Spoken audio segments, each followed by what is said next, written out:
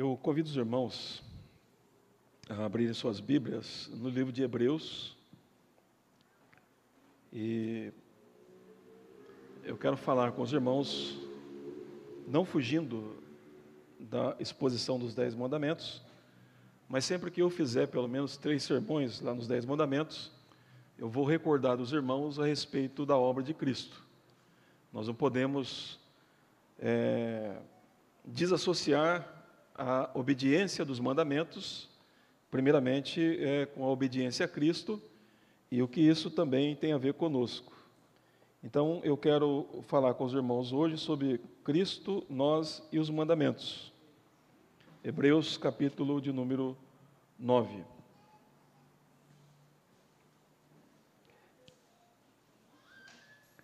Eu quero, embora eu vou usar outros versos desse capítulo, mas eu quero ler com os irmãos em Hebreus, capítulo 9, versículo 19 até o versículo 22. Que diz assim: Porque, havendo Moisés proclamado a todo o povo todos os mandamentos conforme a lei, pegou o sangue dos bezerros e dos bodes com água, lã, tingida de escarlata e esopo, e aspergiu não só o próprio livro, como também todo o povo, dizendo: Este é o sangue da aliança que Deus ordenou para vocês. Igualmente também aspergiu com sangue o tabernáculo e todos os utensílios do serviço sagrado. De fato, segundo a lei, quase todas as coisas são purificadas com sangue, e sem derramamento de sangue não há remissão. Que Deus nos abençoe. Meus amados irmãos, nós temos falado aqui que os primeiros 4 mandamentos têm a ver com o nosso relacionamento com Deus, e eu falei para os irmãos, não porque é uma ideia minha, mas é o que a Bíblia ensina, que Deus exige de cada um de nós perfeição. Deus é um Deus exigente, porque Ele é um Deus perfeito e Ele é um Deus santo. Então Deus requer de nós uma santidade perfeita, uma obediência perfeita, uma adoração perfeita, e somente uma adoração perfeita e santa é que pode agradar a Deus. E falei para os irmãos também que Deus deu a lei não para salvar, mas a lei foi dada para nós conhecermos mais Deus, a vontade dEle e o que nós devemos fazer. O ponto é que, na medida que nós vamos estudando a lei e vendo as implicações que ela tem, nós percebemos que nós, todos os dias, ou quase que todo momento, nós quebramos a lei. E a Bíblia diz que quando você quebra uma vírgula da lei, é claro, estou usando aqui uma linguagem parafraseando, mas se você quebra um ponto da lei, você quebrou toda a lei. A ideia seria mais ou menos assim: você consegue obedecer o primeiro, o segundo, o terceiro, o quarto, o quinto, sexto mandamento, o sétimo, mas quando você vai chegar no 10º mandamento, você quebrou toda a lei de novo, você é culpado de toda a lei. E isso é um problema. Eu estou agora novamente lendo e estudando o livro de Josué. É interessante que no livro de Josué nós percebemos do capítulo 1, capítulo 2, capítulo 3, 4, 5, Josué sendo obediente. Mas há um momento que, de repente, Josué não obedece como deveria. Ou seja, ele ouve o conselho de alguns homens e manda um grupo de homens para espiar aí, e também o número certo, sem consultar Deus. Então você tem um homem que está obedecendo até aqui, de repente ele... É como se quebrasse tudo novamente. E a gente fica pensando, e agora? O que Deus vai fazer com eles, diante disso? Depois, novamente, Deus reintegra e diz: olha, você vai fazer assim, assim e assim. Então, o ponto é, quebrou o mandamento, quebrou todos eles. Mas aí fica aquela luta, talvez, no nosso coração. Então, o que fazer? Como fazer? Como que eu devo, então, ouvir o mandamento, colocar em prática o mandamento, e qual deve ser a base para isso? Qual deve ser, como que a nossa consciência deve estar diante de Deus, na medida que nós estamos obedecendo à vontade do Senhor? Relembro os irmãos, sim, Deus requer de nós uma vida piedosa, uma vida santa, e devemos buscar isso, mas mesmo tendo uma vida santa, piedosa, há um momento que nós podemos falhar. E quando nós falharmos, o que nós vamos fazer? Né? Aí, se você foi daqueles que acreditam que a salvação é pelas obras, você perdeu a sua salvação. E você vai ter que conquistar de novo. Mas eu quero lembrar que, se isso for verdade, você vai perder e vai conquistar. E quando você morrer? Ou digamos que no dia da sua morte você também desobedeceu. Quem vai poder te salvar? Mas se você crê que a salvação é pela graça e baseado na obra de Cristo, com certeza isso vai te confortar e vai te mostrar que é por causa dos méritos de Cristo que nós, então, somos salvos.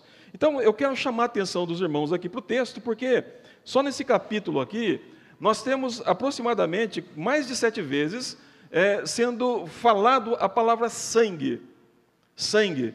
E é interessante que quase no finalzinho aí, né, do versículo de número 22, do capítulo 9, é dito isso de fato. Ele diz assim, olha, de fato, segundo a lei, quase todas as coisas são purificadas com sangue.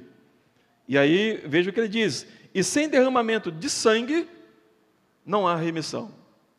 Não há remissão. Vamos entender algumas coisas aqui. Antes de Moisés receber a lei e levar o povo diante de Deus para receber a lei, o povo precisou passar por uma purificação. E essa purificação exigiu derramamento de sangue. Depois que Moisés recebeu a lei, e Moisés vai entregar a lei para o povo, e há um outro momento que Moisés novamente teve que derramar sangue. Ele está autenticando a lei pelo sangue, e ele está novamente purificando o povo pelo sangue, para mostrar que só pode haver perdão de pecados, só pode haver resgate dos pecados, se houver derramamento de sangue. Por isso, então, que no Antigo Testamento, os irmãos vão encontrar os sacerdotes matando animais, bodes, carneiros e boi, e derramando sangue, porque somente por meio do derramamento de sangue é que pode haver remissão de pecados. E é somente por derramamento de sangue, é que Deus aceita o pecador. Porque alguém teve que pagar a dívida, alguém teve que pagar o preço. Então, o autor de Hebreus está resgatando isso e mostrando, então, a superioridade daquilo que o Senhor Jesus fez. Então, vamos para o versículo 11, para entender, então, o que Cristo fez por meio do sangue em nosso favor, cumprindo a lei.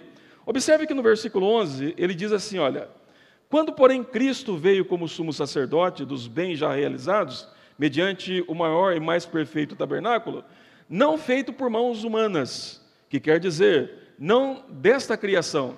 Versículo de número 12. E não pelo sangue de bodes, de bezerros, mas pelo seu próprio sangue.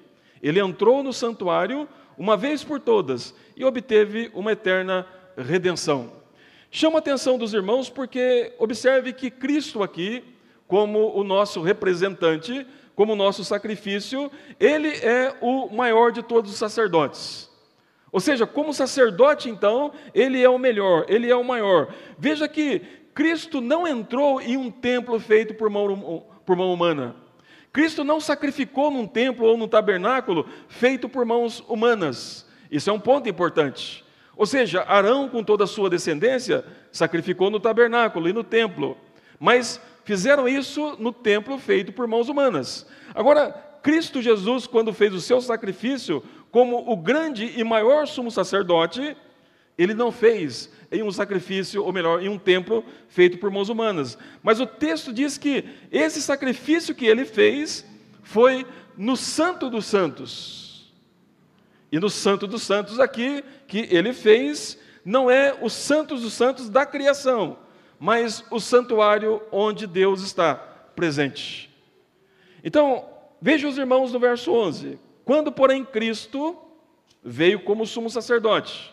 Quero lembrar, então, que as figuras do Antigo Testamento estavam apontando para Cristo. Ou seja, Arão era um tipo de Cristo, mas Cristo foi maior do que Arão. Arão foi um sacerdote que é infinitamente inferior a Cristo. Ele sacrificou no templo humano. Agora, é dito que Cristo veio. Aí ele vai dizer aí que, mediante o maior e mais perfeito tabernáculo, não feito por mãos humanas, que quer dizer, não desta criação. Ou seja, se não é feito por mãos humanas, quem fez o tabernáculo no qual Cristo entrou? Quem fez o templo do qual Cristo entrou? Então, o ponto que o autor de Hebreus estava mostrando aqui para os crentes que estavam tentando ou querendo se afastar do Evangelho é dito: olha, Arão e todos os sumos sacerdotes que vieram depois dele sacrificaram em rudimentos humanos. Agora, Cristo Jesus, como nosso sumo sacerdote, 100% homem, ele entrou diretamente na presença de Deus. Diante de Deus. E diante de Deus, ele não sacrificou animais. Ele não sacrificou carneiros ou bodes, conforme nós temos aí no verso 12. Ele ofereceu o seu próprio sangue. O seu próprio sangue. Então, veja bem os irmãos. A lei exige de nós perfeição. A lei exige de nós uma santidade perfeita, uma obediência perfeita, uma adoração perfeita. Mas sabemos que todos pecaram e todos estão destituídos da glória de Deus. Não há um justo, não há um sequer. Ou seja, todos são desobedientes à lei de Deus. E ninguém pode fazer nada para se salvar. E ninguém pode entrar no Santo dos Santos, onde Deus está, nos céus. Mesmo o Santo dos Santos terreno, quando alguém entrava de uma maneira imprópria, era consumido por Deus. Quem dirá diante de Deus os céus? Agora, como que Cristo reverteu isso? Ele não matou carneiros, ele não matou bodes, ele não matou ovelhas, mas o texto diz que ele, pelo seu próprio sangue, entrou na presença de Deus. E por que o seu próprio sangue? Porque não só obedecer à lei, mas também tinha que cumprir ou pagar as exigências e a maldição da lei, que foi lançada sobre todos aqueles que pecaram. Então, o autor de Hebreus diz que Cristo é o nosso melhor sacerdote. Melhor do que Arão, melhor do que os filhos de Arão, porque Cristo subiu aos céus e diante de Deus, ele ofereceu a si mesmo como sacrifício. O seu próprio sangue foi derramado em nosso lugar. E isso aqui, irmãos, é o preço da lei. A lei exige isso. Quebrou a lei? Então agora você tem que morrer. O problema é que se um pecador morre sem Cristo, ele é condenado, porque o sangue de um pecador não pode satisfazer Deus. Mas Cristo Jesus, como aquele que tomou o nosso lugar na cruz, obedecendo a lei em nosso lugar e sendo fiel ao Senhor perfeitamente em todas o que Deus mandou, o texto diz que com o seu próprio sangue, ele ofereceu sacrifício em nosso lugar. Isso está no verso número 12. Não pelo sangue de bodes e de bezerros, mas pelo seu próprio sangue, ele entrou no santuário uma vez por todas e obteve uma eterna redenção. Então, eu quero que você se lembre disso. Você vai tentar obedecer à lei, e você deve fazer isso. Você vai tentar obedecer às Escrituras e deve fazer isso. Mas pode haver um momento da sua vida que você não consiga cumprir perfeitamente isso. E pode ser que o seu coração fique lutando com você e dizendo assim para você: está vendo só? Você não consegue. Você é um pecador mesmo. Então, e Deus é santo. E você está tentando agradar a Deus. Mas você não vai conseguir, porque você é pecador. Sim, seu coração pode dizer isso. Satanás pode dizer isso. Mas aonde nós temos que recorrer agora? Nós temos que olhar para Cristo, o nosso sumo sacerdote. Ele ofereceu o seu próprio sangue. Ele derramou o seu próprio sangue. E o sangue de Cristo é que nos habilitou e nos capacitou a entrar também no Santo dos Santos. Não no Santo dos Santos terreno, mas no Santo dos Santos celestial. Então, é dito que Cristo entrou diretamente na presença de Deus e, então, nos purificou de todos os nossos pecados, mas com o seu próprio sangue. E observe ainda, irmãos, que ao fazer isso, aí no verso número 12, é dito assim: não pelo sangue de bodes, de bezerros, mas pelo seu próprio sangue, ele entrou no santuário, uma vez por todas, e obteve uma eterna redenção. Um outro ponto importante aqui é que, no Antigo Testamento, o sacerdote, ele entrava uma vez por ano para oferecer sacrifícios. Todo ano havia sacrifícios, todo ano havia morte. Agora, observe que Cristo, quando derrama o seu sangue, o texto diz que ele conquista para aqueles por quem ele morre, por quem ele se oferece, ele obtém o quê? Uma eterna redenção. Então, o ponto é, essa redenção é eterna. Uma vez que ela foi feita, ela jamais será anulada.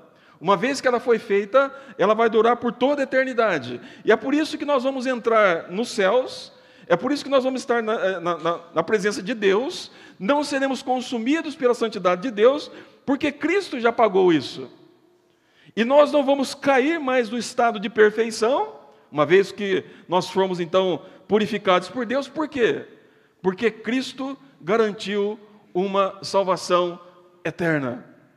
Você em Cristo Jesus, você como crente em Cristo Jesus, você está eternamente salvo, porque a obra de Cristo é uma obra eterna. E eu quero aqui lembrar aos irmãos que eternidade tem a ver, ou seja, é algo que não tem começo e algo que não tem fim, mas o ponto é que ela abrange todos os tempos. Ou seja, como que os crentes do Antigo Testamento eram salvos? Por que eles foram salvos? Porque o sacrifício de Cristo é eterno. Ele começa na eternidade, juntamente com Deus. E então ele salva tanto as pessoas do passado, ele salva tanto as pessoas do presente, como ele salvará tanto as pessoas do futuro. E por que essa obra de Cristo permeia todos os tempos? Porque ela é eterna. Ela não está limitada ao tempo. Ela foi feita de uma maneira que alcança a todos. É a pergunta que nós temos que fazer sempre, né? Como que Adão foi salvo? Como que Abel foi salvo? Como que Enoque foi salvo? Como que Noé foi salvo? Como que Abraão foi salvo, Isaac, Jacó e todos os crentes do Antigo Testamento? Será que eles praticaram obras de salvação? De maneira nenhuma. Eles foram salvos por causa do sangue de Cristo Jesus, que tem efeitos eternos, passados, presentes e futuros.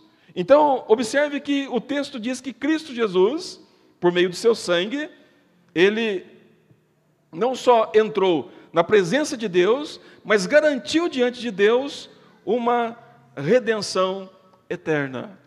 Então, meu irmão e minha irmã, e você que me ouve nesta manhã, ou melhor, nesta noite, não sei por que eu falei manhã, nesta noite, nós temos que compreender o seguinte: nós temos um sumo sacerdote. Este sumo sacerdote que é Cristo, ele, por nós, ele entrou na presença de Deus, nos representando, nos substituindo. E ele fez isso por meio do derramamento do seu sangue. E uma vez que ele fez isto, ele não só conquistou a nossa presença diante de Deus, mas também nos garantiu uma salvação eterna, uma redenção eterna. Ou seja, você foi purificado dos seus pecados, você foi salvo dos seus pecados de uma maneira definitiva. Definitiva. E a conquista aqui, o que Cristo fez, ele obteve de maneira eterna. Versículo 13, ele continua falando sobre o derramamento de sangue. No verso 13 ele fala assim: portanto, se o sangue de bodes e de touros e cinza de uma ovelha, aspergidos sobre os contaminados, os santificavam quanto à purificação da carne, muito mais o sangue de Cristo, que pelo Espírito eterno, a si mesmo ofereceu sem mácula a Deus, purificará a nossa consciência de obras mortas, para servirmos ao Deus vivo. Chama a atenção dos irmãos, porque de novo, o autor agora fala aqui, Espírito eterno. Nós temos que lembrar os irmãos que Cristo foi um homem cheio do Espírito Santo, e ele teve o Espírito Santo sem medida, e tudo que Cristo fazia, ele era conduzido pelo Espírito Santo. Então a obra de Cristo ir para a cruz, foi uma ação do Espírito Santo nele, que levou ele para a cruz. Ele tinha consciência disso, ele não foi obrigado a fazer isso, mas ele foi voluntariamente para a cruz, e isso também foi uma obra do Espírito Santo, o Espírito eterno.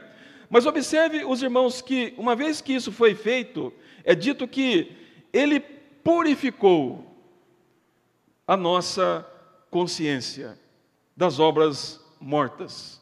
Chama a atenção dos irmãos aqui, porque no Antigo Testamento, o sacrifício só podia purificar externamente falando. Se um judeu tocasse em um morto, ele tinha que ser purificado. Se ele tocasse em um animal, alguma coisa que era impura, ele tinha que ser purificado. Então, era purificado externamente. Mas observe que por meio da obra de Cristo Jesus, nós fomos purificados das obras mortas, mas ele usa a palavra aí, consciência. Consciência. Vamos pensar nisso aqui um pouco. Talvez você, no passado, um tempo que talvez você não foi crente, ou até talvez um crente morno ou algo parecido, venha lembranças à sua mente de coisas terríveis que você cometeu, de pecados que você cometeu. E talvez isso perturbe o seu coração, talvez isso traga confusão para a sua fé. E agora? Eu cometi isso, eu fiz aquilo e assim por diante. Observe que o autor de Hebreus diz, que a purificação que Cristo fez, a forma que Ele nos purificou, não foi aquilo que aconteceu no Antigo Testamento, só uma forma externa. Ele purificou a nossa consciência, ou seja, todo crente verdadeiro, quando ele está tendo alguma crise na sua vida espiritual, ele olha para a obra de Cristo e diz: espera aí, em Cristo os meus pecados, todos eles, foram purificados, foram perdoados, foram cancelados diante de Deus. Eu não preciso mais viver do passado, eu não preciso mais ficar me autocondenando ou aceitando de Satanás acusações, porque Cristo me purificou de todos os nossos pecados, ou de todo o meu pecado. Então observe que essa purificação que Cristo faz é da consciência. Ou seja, o crente em Cristo, ele tem consciência que não tem mais dívida com Deus. Ele tem consciência que os seus pecados foram perdoados. Ele tem consciência de que a obediência que ele não pode executar perfeitamente de acordo com a lei, ele tem essa segurança em Cristo Jesus. E não baseado na sua bondade, na sua capacidade ou no que ele pode fazer, mas em Cristo Jesus. Então, observe que o autor de Hebreus diz que por meio do sangue de Cristo, ele nos purificou, ou purificou a nossa consciência das obras mortas. Então, meu irmão, você pode se sentir tentado a achar que você é uma pessoa que você não pode servir a Deus, porque você não é tão bom assim, quanto você acha que você deveria ser. Mas observe que, uma vez que a consciência é purificada, aí o autor de Hebreus diz: Deus fez isso em Cristo, por meio do sangue de Cristo, para servirmos ao Deus vivo e verdadeiro. Eu me lembro que, na minha conversão, eu tentei convencer alguns amigos meus que eles também deveriam vir à conversão, né? E ele falou para mim assim: viu, eu te conheço. Nós crescemos juntos, e eu sei das coisas que você fez, agora você quer me convencer que Deus te perdoa? E muitas vezes isso, irmãos, trazia uma certa tristeza para o meu coração, porque como eu não tinha uma visão correta ainda da teologia bíblica, eu falava assim: é verdade, né? Como que eu vou pregar o evangelho para ele? Porque um dia eu fui... Até que um dia eu estava... Um irmão leu para mim sobre Paulo. Paulo fala assim: eu que antes fui blasfemo, perseguidor, insolente... E ele diz que fez uma série de coisas. E aí ele fala assim: mas a graça de Deus e a misericórdia de Deus me alcançaram. De tal maneira que agora ele foi colocado como modelo. Porque se ele, que é o principal dos pecadores, Deus o perdoou e Deus o habilitou, então todo aquele que crê também no Senhor é perdoado. Falei, aqui está o argumento que eu precisava. Cristo Jesus me purificou e me libertou de todos os pecados. Isso agora quer dizer que eu posso servir a Deus, eu posso pregar o Evangelho, e quando os amigos me acusarem de novo, e dizer assim: olha, eu te conheço, é verdade, você me conhece, um dia eu fui um pecador mesmo, da maneira que você falou, mas o sangue de Cristo me purificou de todos os meus pecados, e o sangue de Cristo me habilita agora a ser um servo fiel do Deus vivo e verdadeiro. Então, meus irmãos, não permita que a consciência de vocês... Não permita que Satanás e o mundo aponte para você e diga assim: quem é você para dizer isso para mim? Você vai dizer para ela assim: olha, eu sou um pecador que fui purificado, eu fui liberto, eu fui perdoado pelo sangue de Cristo Jesus. E se o mal que eu fiz, Cristo me perdoou, isso quer dizer que o seu mal também, se você crer nele de todo o coração, você pode ser perdoado também. Você pode ser restaurado. E você pode servir a Deus vivo e verdadeiro. E Deus vai aceitar o seu serviço, porque o sangue de Cristo é superior ao sangue de bodes, de carneiros, que eram oferecidos no Antigo Testamento. Então observe que ele purifica a nossa consciência e nos habilita a servir ao Deus vivo e verdadeiro sem medo, sem receios, sem desconfiança. Será que Deus me ouviu? Será que Deus está contente comigo? Será que Deus me ama? Não. O crente vai dizer: Deus me ama, Deus me ouve, Deus está contente comigo, sim. Deus está satisfeito comigo, mas não por minha causa, mas por causa do sangue de Cristo Jesus, que foi derramado em meu lugar. Essa é a consciência do crente. E é assim que ele olha, então, quando ele está tentando cumprir a lei e obedecer os mandamentos do Senhor. Ele olha para o sangue de Cristo Jesus. Mas observe ainda, irmãos, que há alguma coisa no versículo 15, que diz assim: por isso mesmo, ele é o mediador da nova aliança, a fim de que os que foram chamados recebam a promessa da herança eterna, visto que houve uma morte para a remissão das transgressões que foram cometidas sobre a primeira aliança. Porque há um testamento e é necessário constatar a morte de quem o fez. Sim, porque um testemunho só é confirmado depois da morte de quem o fez. Pois de maneira nenhuma um testamento tem força de lei enquanto ainda vive quem o fez. Observe que o autor de Hebreus diz o seguinte, ele está dizendo o seguinte: olha, Cristo é o mediador da nova aliança. Então, assim como Moisés recebeu a lei, houve morte. Depois que ele ensina a lei, também houve morte, houve purificação. Ele diz: Cristo, então, é o testador da nova aliança. E por essa aliança que ele fez com Deus, que é uma aliança eterna, ele diz: Cristo morre. E ele morre para autenticar a aliança, para confirmar que aquela aliança, ela então é aceita por Deus. E uma vez que ele morre e ressuscita, então, agora nós fazemos parte dessa nova aliança. E essa nova aliança, ela traz para nós bênçãos eternas. O autor diz, no verso 15, por isso mesmo, ele é o mediador da nova aliança, a fim de que os que foram chamados recebam a promessa da herança eterna, visto que houve uma morte para a remissão das transgressões que foram cometidas sobre a primeira aliança. A palavra transgressão aqui, meus amados irmãos, é uma desobediência voluntária. A ideia da transgressão é a seguinte: eu sei o que eu não devo fazer, eu sei o que é certo, mas mesmo assim eu vou praticar aquilo que é errado, eu quebro a lei. Então o texto diz que Cristo Jesus morreu por causa disso. Mas uma vez que ele fez isso, o texto diz que nós somos redimidos e que agora nós recebemos uma herança que é eterna. Será que um crente perde bênçãos? Será que um crente pode perder alguma coisa com Deus? Não, meus irmãos, porque o que você ganhou não dependeu de você. O que você recebeu e o que você recebe de Deus não depende de você, depende de Cristo.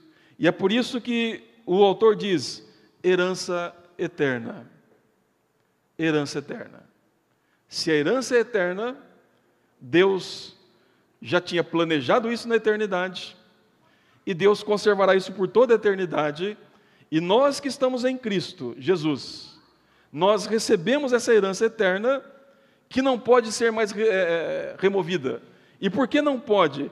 Porque o testador, aquele que veio em nome e, cumprindo a aliança, morreu em nosso lugar. E a sua morte nos redimiu dos nossos pecados. Pecados de transgressão, porque foi quebrado a primeira aliança. Meus amados irmãos e meus ouvintes, eu quero sempre chamar a atenção dos irmãos para isso. Ser cristão não tem nada melhor do que isso. É o padrão de vida que Deus deu aos seus, elevado, e o estilo de vida melhor do que qualquer outro estilo de vida. Quero lembrar também os irmãos que esse padrão de vida, essa bênção de ser cristão, não é algo que nós merecemos ou que nós conquistamos pela nossa obediência e força, não. Para que isso fosse possível para nós, precisou de derramamento de sangue, precisou de morte. E quem morreu foi o testador, Cristo Jesus, o nosso sumo sacerdote. Ele foi o sumo sacerdote e ele foi o sacrifício. Ele obedeceu à lei, ele recebeu a maldição da lei sobre ele, não por causa dele, mas por minha causa e por sua causa. E agora então em Cristo Jesus, você tem acesso ao Santo dos Santos, não feito por mãos humanas, mas pela mão de Deus. Você pode entrar diante de Deus, sem medo de ser destruído. Lembro ainda os irmãos que fomos contaminados completamente da corrupção e do mal do pecado que estava em nós. Então Cristo purificou a nossa consciência. Como? Mostrando para nós que Ele pagou os nossos pecados. Então nós temos que olhar para Ele sempre que alguma coisa nos tentar. E mostrar para os irmãos que essa bênção de Cristo, ela é eterna. Você, como um crente, mesmo que você quisesse, você não pode perder isso. Porque não dependeu de você. Dependeu de Cristo Jesus. Ele morreu. Ele derramou o seu sangue em nosso lugar para que isso fosse possível. Então, meus amados irmãos, eu vou aplicar aqui rapidamente, e a primeira aplicação que eu faço para os irmãos é bem simples. Tente obedecer às Escrituras. Ore para que você seja um homem e uma mulher que ame as Escrituras e obedeça às Escrituras. Mas lembre de uma coisa, haverá um momento na sua vida que você vai falhar. E talvez nem porque você quis falhar, mas vai acontecer. Um pensamento mau poderá passar pela sua cabeça. Uma frieza poderá passar pelo seu coração. O desânimo com relação a Deus pode vir até a sua vida.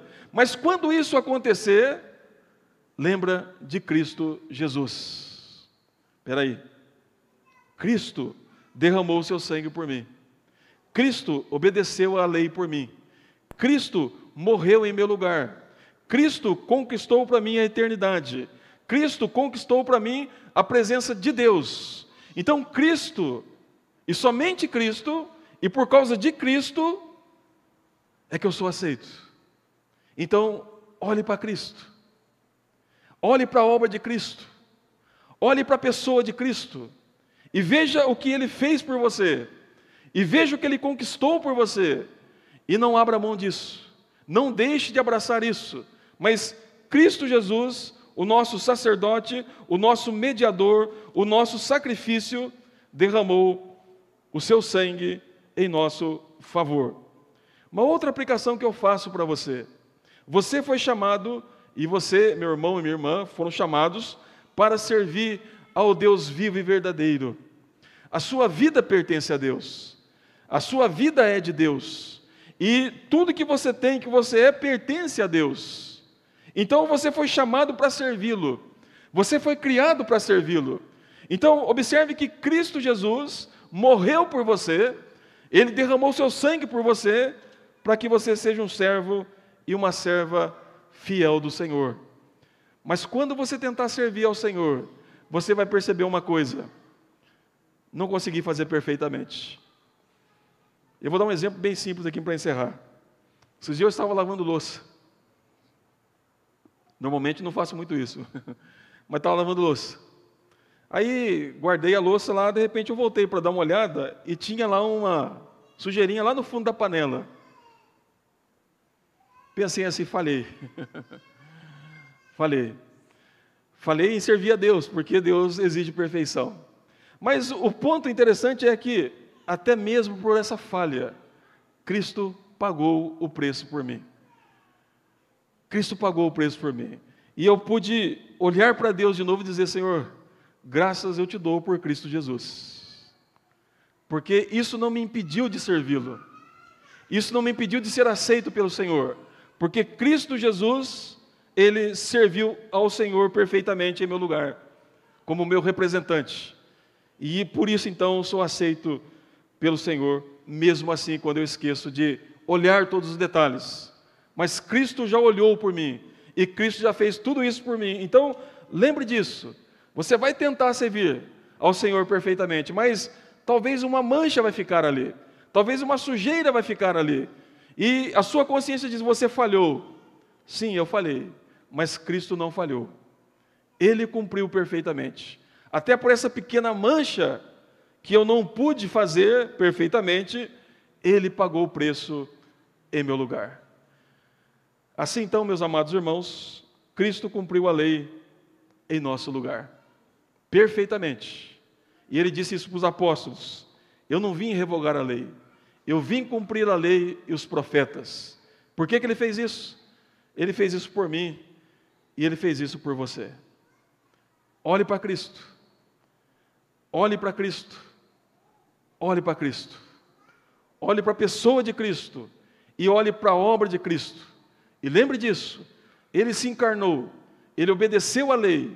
Ele pagou o preço. Ele foi humilhado. Ele foi crucificado. Ele foi sepultado por minha causa e por sua causa. Mas Ele ressuscitou por minha causa e por sua causa. Se assentou à direita de Deus, e por minha causa e por sua causa, Ele intercede por nós. São as virtudes de Cristo que nos protege da ira de Deus. Que Deus nos abençoe, meus amados irmãos, e que Deus nos ajude. Amém.